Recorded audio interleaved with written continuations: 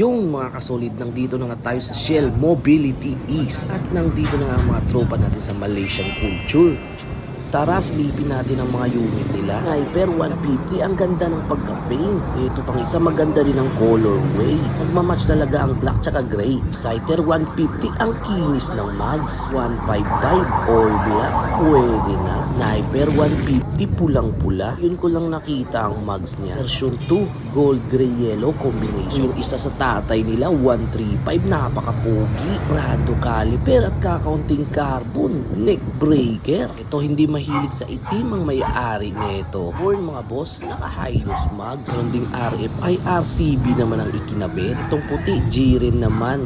May pagka-similar din sa RCB. Punta naman tayo dito sa mga Matic. 155 Malay all the way. Ito naman ang mga Honda Click or Vario 125. Meron din namang mga Mio Sporty. Meron ding Mio I tsaka Mio Gear. Sana all ganito yung magjowa. Street bike ex Malaysian. Sana all may jowa. Oh, baka hindi ka pa nakamalay concept eh. Baka sakaling magbago ang isip mo. Leave mo na ang motor mo. Nandito ang True Love. Max lang ang dala ko ngayong araw. Pero soon, makaka-join si supladong sniper. Yung madami na nga kami at hindi na magkasya. Buti nga, absent pa yung iba.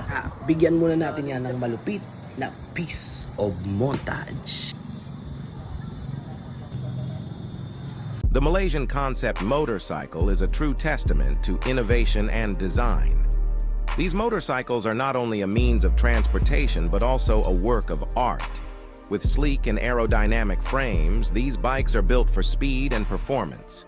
This combination of style, functionality, and sustainability sets these motorcycles apart from the rest. Whether you are a motorcycle enthusiast or simply appreciate exceptional design, the Malaysian concept motorcycles are sure to captivate your imagination and redefine your perception of what a motorcycle can be.